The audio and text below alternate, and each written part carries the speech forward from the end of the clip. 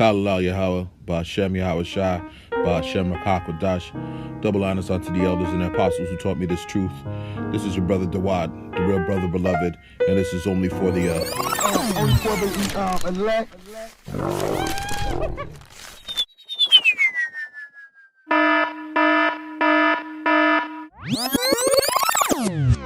May have heard in the news a man in China died from an infection with a virus known as hantavirus. Yes, you heard different. There is another virus on the agenda. So this virus originates from rodents like rats who are hosts to the virus. The virus is also contained inside the feces and urine of the rodent, even in the saliva. And if the virus becomes airborne, it can be inhaled by a human and result in infection. The virus can also enter through open wounds and also through bites. There's no human-to-human transmission of hantavirus at this stage. The main passage of infection is breathing in the infected feces particles when they're floating around in the air, or rodent bites, and eating foods which are contaminated with rodent droppings. Those who are at risk of hantavirus are those who have infested houses, campers, or people living near foresty areas, and those in close proximity to the rodent population in their day-to-day lives. And I will execute judgments upon Moab, and they shall know that I am the Lord. Shalom, Yasharallah. You heard it, the year of prophecy and the year of the outbreak. As of late, there has been only one fatality, but we'll see what comes of this latest plague. This is 2 Ezra chapter 15, verse 46, and it reads, "And thou, Asia," the focus here being Moab, which we know is China, "that art partaker of the hope of Babylon," the hope of Babylon meaning in the spirit of capitalism, mimicking America's appetite for wealth and its greed, "and art the glory of her person. Woe be unto thee," woe meaning destruction. "Now it's time to pay the piper for your wickedness against the sons of the power, children of the Most High, children of Israel. Thou wretch, because thou hast made thyself like unto her," the her being America and Esau Edom, "because you adopted her practices and her abominable ways, and hast decked thy daughters in whoredom," meaning the very essence of Babylon, Americanism, every facet from fashion to economic growth, that they might please and glory in thy lovers. As I said, the her being Esau Edom, the so-called white man, the Satan of the planet Earth, which has always desired to commit whoredom with thee. Thou hast followed her, that is, hated in all her works and inventions, hated by the Most High power, her works and inventions being adverse to Yahweh's righteousness. Therefore saith the Most High, I will send plagues upon thee, widowhood, poverty. America's not the only one suffering economically right now. In China and abroad, the Chinese are suffering big time. Famine, sword.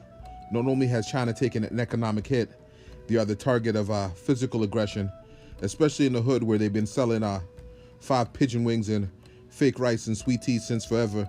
I dare y'all to sneeze in front of Jake. Jake is not having it right now. And pestilence.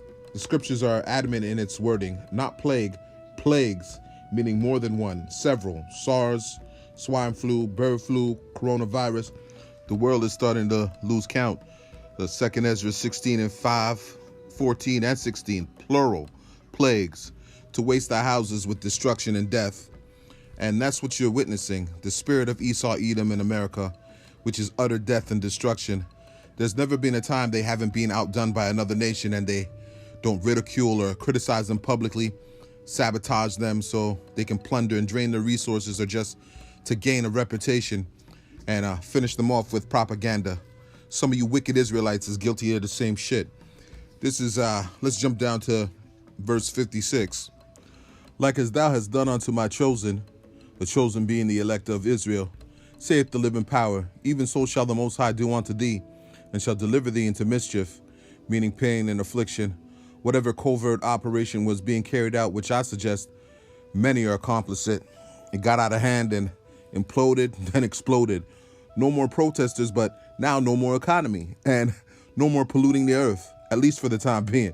You see how that works? Verse 57, "Thy children shall die of hunger, and thou shalt fall through the sword.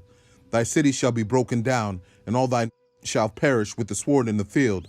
And that sword is the biological booby trap, the coronavirus and every mutation that follows. we'll see what transpires from this event. I'll keep y'all posted. As I said, many hands are complicit in the spread of the virus and the agenda to shut down the earth. Shine time, Esau. You got some hell to catch too. This is Ezekiel chapter 25, verse 12, and it reads, Thus saith the Most High Power Yahweh, because that Edom, Esau Edom, aka Brother Numsi, hath dealt against the house of Judah, meaning you so-called Negroes and all you Israelites, by taking vengeance. Vengeance for what? For Jacob receiving the blessing and birthright, for King David making you servants to Israel, pursuant to Genesis the 25th chapter and 2 Samuel the 8th chapter, and hath greatly offended and revenged himself upon them by making mirth at our destruction at the hands of Babylon. In fact, you were complicit just like today, helped them to pillage our land and hindered our escape. I got a precept. This is Psalms 137:7, and it reads, Remember, O Yahweh, the children of Edom in the day of Jerusalem, who said, raise it, meaning to empty, demolish it, and leave it destitute, even to the foundation thereof. O daughter of Babylon, who art to be destroyed, meaning you devils of Esau who are deserving of this recompense. Happy shall he be that rewardeth thee as thou hast served us. This is Yahweh's delight to carry out this justice and serve you like how you enslaved, raped, robbed, pillaged us, subjugated our land, not to mention our identity. Back to the script. This is verse 13. Therefore thus saith Yahweh thy power, I will also stretch out my hand upon Edom. Mine hand meaning is judgment, meaning you also got to partake of the plagues, pestilence, the sword by the might of the other nations, famine, death, and destruction, and will cut off man and beast from it, and I will make it desolate from Teman, and they of Dedan, the two principal cities of Edom in the antiquities, shall fall by the sword. The scriptures say in 1 hour, you, your ilk, and your city, which is Babylon the Great, which we know today is America, will be destroyed by those nuclear missiles, as told in the book of Revelation, the 18th chapter, in 1 hour. 14. And I will lay my vengeance upon Edom by the hand of my people Israel. You catching these hands right now by these scriptures, to be continued when Yahweh puts a spirit on Israel and we are transformed into your worst nightmare. And they shall do in Edom according to mine anger and according to my fury, and they shall know my vengeance, saith the Most High Power. I wouldn't take $100 billion with 1,000 more years on the earth to be you on that day. Quick revelation. I noticed all these pictures of crowns worn by the Donald. And again, I'm almost sure this is a plan that has been in motion since he accused coming to America, aka Barack Obama, of birther fraud. For those who didn't hear it the first time, this 5G rollout is essential because the current system is not equipped to handle all this microchipping they intend to do. And that's a prophecy. For those of you, sidebar, for those of you who called me Thawada, those last videos actually helped to get my hosting membership cup. I guess they didn't like the brothers suggesting the COVID response as a result of fear and propaganda, or me prophesying about the Star Trek agenda. For the record, I've been on my job for the lack of a better terminology. I brought out several prophecies through the spirit and power of Yahweh Ba'Shem Yahweh Shah. One at the very beginning of the year that the first months would be filled with bloodshed. Also, keep in mind that Israel is scattered across the four corners of the globe, so be careful in your generalizations when speaking of the other nations. There are Israelites scattered amongst Moab and Israelites scattered amongst Edom. Anyhow, for those who inquired, I'll leave you with this breakdown and close. This is Isaiah 14:13. For thou hast said that thou is Esau, not a mystical fallen angel named Lucifer. That's going off. From the neon with his name and lights to the peon, that thou is Esau Edom. In thine heart I will ascend into heaven. I will exalt my throne above the stars of the Most High. Now this saying here is twofold. He exalted himself above the children of Israel, the so-called Negroes, Latinos, and Native Indians, pursuant to Exodus 32.